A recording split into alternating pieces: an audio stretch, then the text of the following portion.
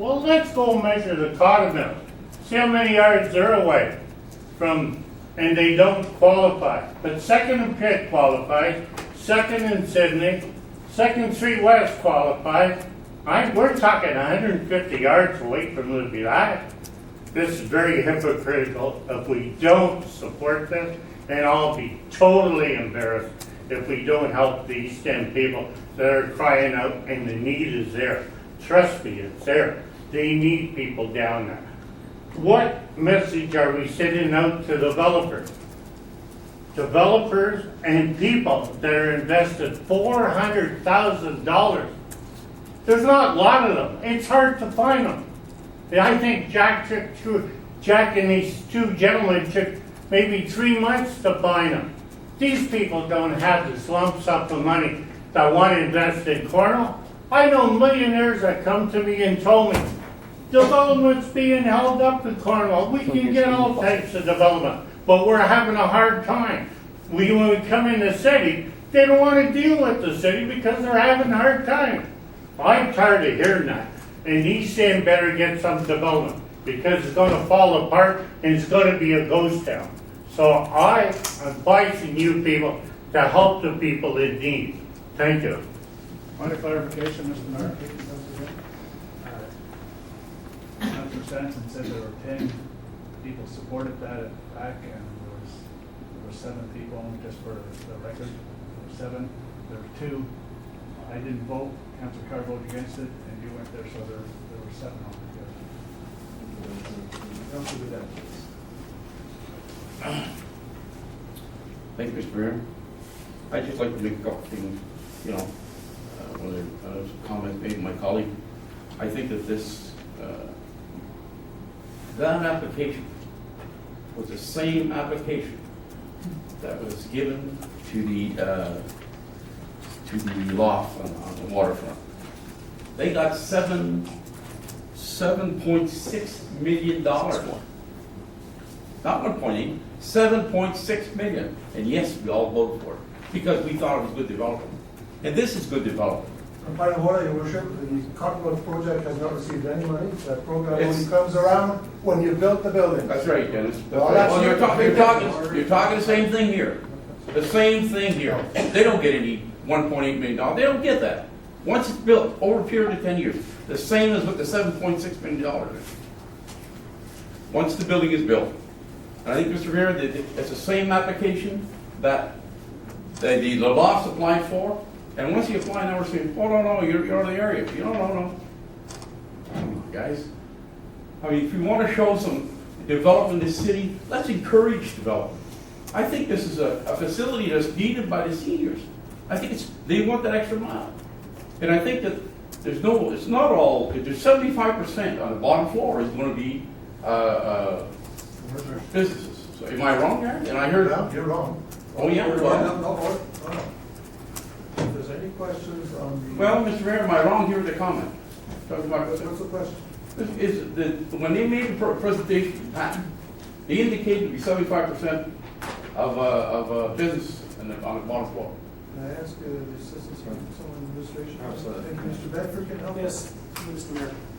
It's proposed that the first 2 floors would be for commercial, and the remaining floors would be residential. Approximately, probably looking at about 10,000 square feet of commercial and 50-some odd thousand square feet of residential. So does that fit in through your, Mr. Mayor, to Mr. Bedford? Does that fit in with the program as it stands? Meets the criteria. Essentially, what's important is to understand that the first floor should be at least commercial. Yeah. So that really, as has been suggested, the program initially was to look at the core areas of the city, which really had 2 to 3 floors of development. Always the first floor was commercial. So we're basically at a crossroads in terms of this type of project. But the new rules and regulations haven't been adopted yet. That's correct. So they are applying the same application as the loft. That's correct. Mr. Mayor, I think it's only fair to try to, let people know in the east side of town that we're going to work with you guys to help you smooth things up. The next thing is the cadet drive be open. Once you start moving traffic down that way, you're going to have more people shopping in Little Jack. And I think this program initially was for facades. Am I wrong there? No, you're right. So, and we've moved it along a lot. We've done things, and rightfully so, because we want to try development and then have people downtown, and I understand that. Well, here's the project, Mr. Mayor. I think we should get behind. I think that it's only fair to give the other areas what's needed, and what the seniors are going to have what they need. The seniors also are a great concern here, because they're going to be losing out on stuff that, you know, they're not going to be able to go into the park and have handicap accessibility. Thank you. Thank you very much. Thank you, Your Worship, excuse me for that. I seconded the motion for a lot of the reasons that have been stated today, but also, we look at the cotton mills, and we all agreed it was a great project. We decided to give them special treatment. Here's a Courtaulds site, similar circumstances. We're redeveloping. It needs work, it needed cleanup. We're doing this, we're redeveloping it. The Domtar lands on 7th and Cumberland, same thing. It needed the development. We had to work, give some special consideration for it, for certain things. And down the road, who knows, maybe the Domtar lands will fall into that as well. And they should. We're attempting to get into the next century when it comes to our urban planning. We're attempting to get rid of that old mill town that was stuck with us. Well, it's never going to leave if we still leave the lots empty and don't encourage development on them. And that's exactly what we're doing here. And at the end of the day, long term, we're going to realize, if I'm not mistaken, through you to the CEO, $200,000 a year, roughly, you're paying in taxes at the end of this, when the taxes really start rolling in status. Sir, at the end of 10 years, Yeah. that's approximately right.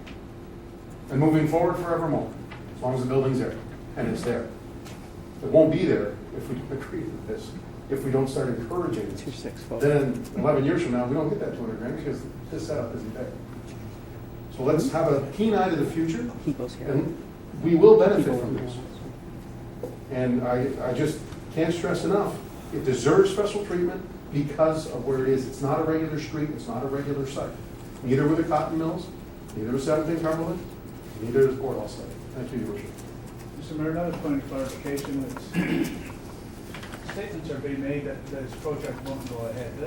We've never heard that. So to make those statements is erroneous. I'll retract. He does.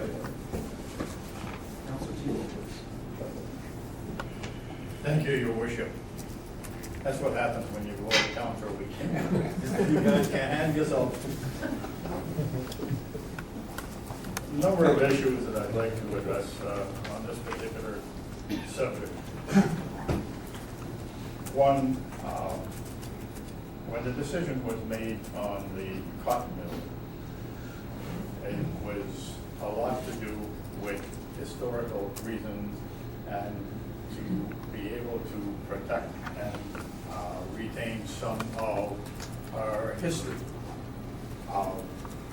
And I think there's not one of you that would suggest that the cotton mills are not part of what Cornwall was, not necessarily what we want Cornwall to be for the future. But it provided us with an opportunity to make sure that the waterfront got the treatment that it needs over a period of time. And I remember at the time that there was a lot of discussions, and there was also visits down to Lowell, Massachusetts, Lachine, Quebec, and a number of other places to look at how those cities had turned their waterfront around. And I know we're not big smoke, we're not Toronto. But at the same time, Toronto has been able to reinvent themselves by focusing on their waterfront. I also heard the comment tonight that the East End doesn't get anything. Well, it seems to me that the cotton mills are located in the East End. And if this particular program has been highlighted for $7.something million over a period of time, whenever it gets built, and they don't get any money before it gets built, I think that there's a lot of thought that needs to be going in that particular direction, that the East End is not being hard done by by this council or by anybody else with a lack of focus, because the investments have been happening, are happening, and will be happening in the future as stuff continues to move forward. The Courtaulds site, I think, the city has invested a fair amount of money in dealing with trying to clean that particular area up, not necessarily under the part of the city program, but under CIP and so on. If we look at the 7th Street site, Cumberland, again, this is a situation where a lot of the dollars did not come from part of the city, but came from CIP and will continue to come from those numbers. There was also a number of comments made that there was a motion passed by council, by PAC, to go ahead with this project. I was here for those discussions, and I remember quite well that what was said was that we were interested in the project, but most of us said we were interested in making sure that we had the proper information in order to make a decision at the council meeting that would allow us to endorse what has been recommended by PAC. And I don't think that what I'm saying, or that most of you have said sitting around this table here tonight, or standing at this table tonight, is BS. I think what it is an opportunity for us to have a serious look at the long-term development of this particular city, and that we need to be looking at how we handle our programs and projects. You will remember that some of us asked the question, what's the long-term impact of providing $1.8+ million on this particular project? I'm a full supporter of the development of the Courtaulds land. That, to me, is not an issue. My question is, how does this council and the next two councils are going to be looking at the fact that your costs, your expenses over the next 10 years are going to continue to go up by at least the cost of living, 2+% per year or more. And where are you going to get the dollars to offset the fact that we're not getting, and that goes for any one of the buildings that are supported by part of the city, we're not getting the taxes that we should be getting if we did not have those particular programs. And next council, and I had that discussion with Councillor Klimov just before the meeting, is going to be facing development charges. Okay? And I had a discussion with some developer this afternoon where we actually talked about that as well. And I'm pretty sure where this is going to go tonight when I finish shooting off my mouth here. And what I would like to suggest is some kind of a compromise. And Your Worship, what I would like to do is make a motion that instead of going with $1.8 million,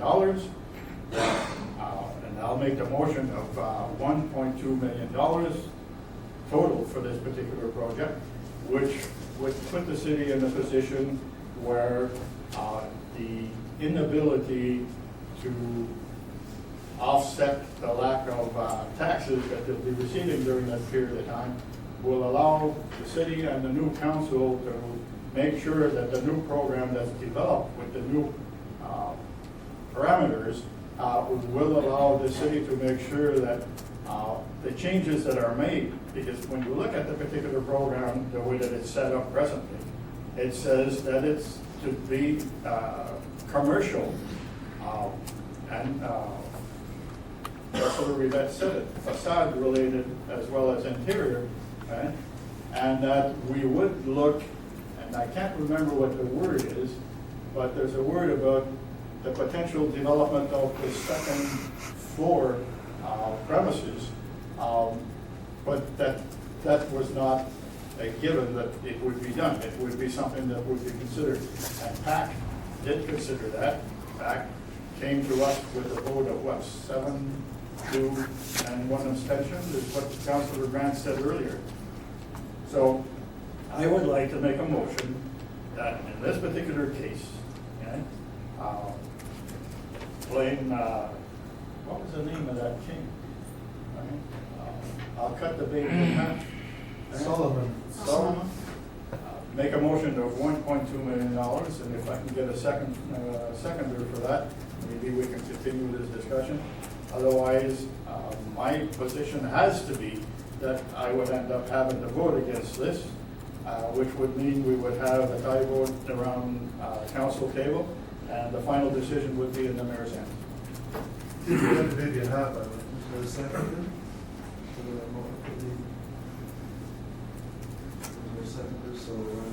Which I just saw clarification about it, so that's very important.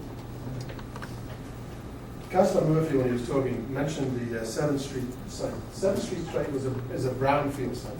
It did gain some $5.5, close to $6 million.